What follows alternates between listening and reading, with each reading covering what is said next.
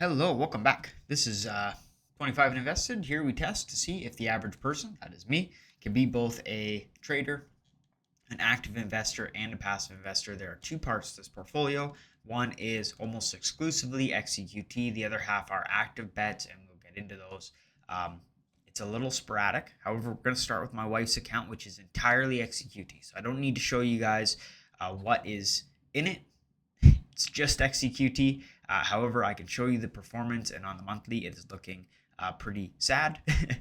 We are up 0.16% on the month. I can't do weekly when it comes to both accounts. I don't know why Wealthsimple just doesn't have a weekly button when it's taking into consideration every account. However, we could see that the Tfsa is up 13.57%, and the first home savings account is up from last week, which is 0.31%. I believe last week it was down like 0.07%, so not much, but it was in the negatives, which is I think the first time I've seen an account in the negatives in quite a while, or rather the first like Xeqt first home savings. Those accounts have not spent much time in the negatives, so I'm pretty happy for that. Actually, that's pretty nice. Not to toot my own horn here, but that's nice. We're going to move on. As you can see, I am a little window right now. That is because I cover too much of the screen when I'm any bigger than this and when I'm in a different spot, like the bottom right corner. So I'm going to be in the top right. How you doing? This is my account. I have $132,000 in my account. That last count that you see was my wife's. We just add them together. It makes things easy. However, they're not joint accounts, so that's why I showed them separately. I have added, or rather I've gained just shy of $41,000 in this account. So 44.42%. You could see the amount of money that was added. Let me scroll up a little bit here.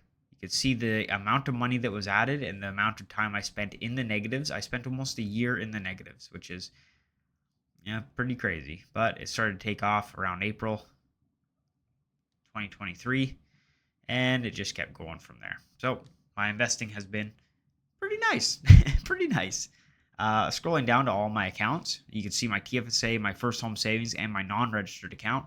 Positive, negative. The non-registered we're going to go through first. This is the active portfolio.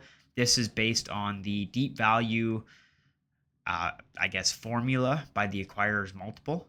That is a book that I read. I like the idea. I like the idea of a deep value formula.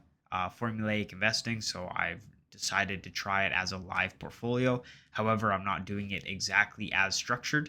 I am still adding a personal touch. So these are still personal plays based on a formula. We have $54.74. I will be adding another $50 this month. That is $50 a month that I add to this account, and then every 4 months, we add a new stock off the list of formulaic investing. Again, a personal touch. I decide what ones make the cut. I have Equinor, which is down in total 2.2%. I have PUK, which is up 13%. Stellantis, which is down 5.5%, and Vail, which is up 4.17%. So, and then Xeqt as a part of this portfolio, up 13.41%. This is the non-registered account. Again, formulaic investing is happening in the non-registered account. Every quarter I rebalance it, so I will be rebalancing it next month. Moving on to my first home savings because it's a lot easier. The first home savings is $17,000. I did max it for this year, as of last year, so I will get the tax deduction. Being a tax effective, it is up 8%. This account used to be all cash. That's why you notice that the total value up 9.58% is a little different than the 8.05%. That's because I used to hold cash in this account, and I rolled all the dividends into Xeqt, and then I rolled all the cash into Xeqt. So it's all Xeqt. That's why it's easy to manage. Moving on to my Tfsa, which is a bit of a scattered mess. I did make a sell. I sold Smart Center REITs last week. I sold Smart Center REITs. I rolled it into Xeqt.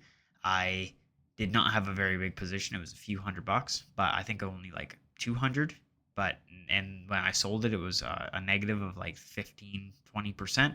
So I did take a loss on that. I rolled in Xeqt just for simplicity. And I just, I don't feel like I'm going to get my money back from the company, and I'm cutting the loss now as opposed to later. So that's, again, a smaller play, but that's the decision. On the weekly, so for this week, we are up 0.77%. On the monthly, we should be down 2.9%. Oh, damn. Down 2.9%. On 3 months, we are up 3.55%. On the yearly, we are up 24% or $22,000. And all time, this account is up 52.35%. This is the oldest account that I have as well. This account looked much different back in the day.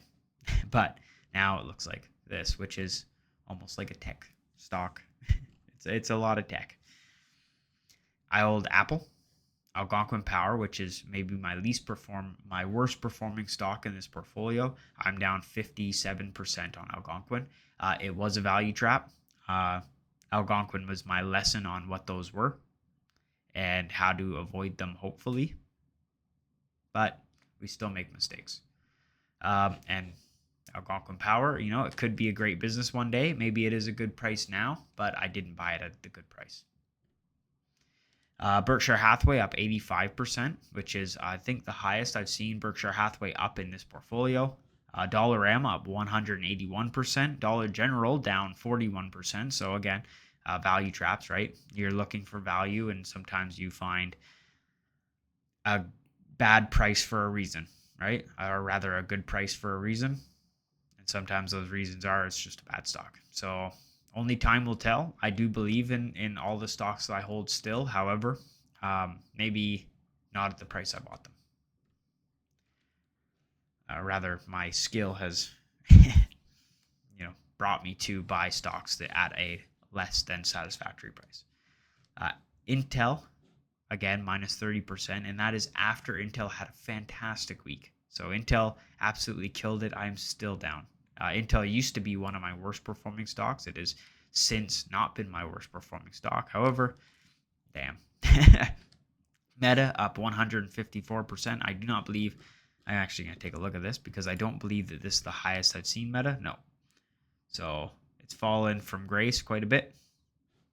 And that's okay. That is entirely okay. Meta has absolutely killed it in my portfolio. It's okay to take a break. Manulife is, I'm going to throw that back up on the 100% list because it is 98.2%, but I've had Manulife for quite a long time, so I will continue to hold it.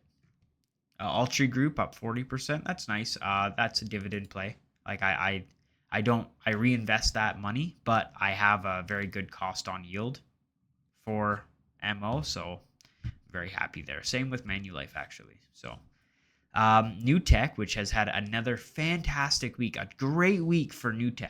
Okay, I'm still down 46%. That's just the realism of investing. Some plans work out, some plans don't. That's how it is. NEWT has killed it this week. They're still diluting shareholders. They're still moving sideways from, I guess, their lows. So I'm not super worried. They are like this, I think, the second or first biggest small business investment group. So, I have a lot of financial. I have Nexus REITs, which is down 22.21%. I do believe that if I'm going to sell any other stock, it likely will be Nexus REITs. I just don't know when that is. Ulta Beauty, down 8.41%. And then Xeqt, which is the cornerstone of the portfolio. Most of the time when I sell something, I just roll it into Xeqt. So just so most people are aware, if I sell something, I roll it into Xeqt, and I carry on. I'm actually going to, so this is the end of the video. This is the end of the video. Thank you for sticking around. The portfolio has been doing fantastic. However, it is almost on 4 years. So next month I'll be making a big video. It's going to be like a 30-minute video if anyone's even going to stick around for that.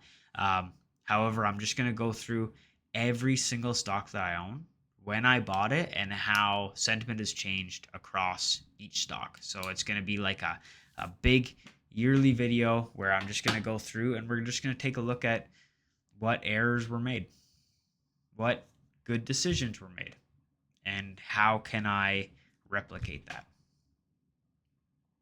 So this whole account has been about learning, and it will continue to be about learning.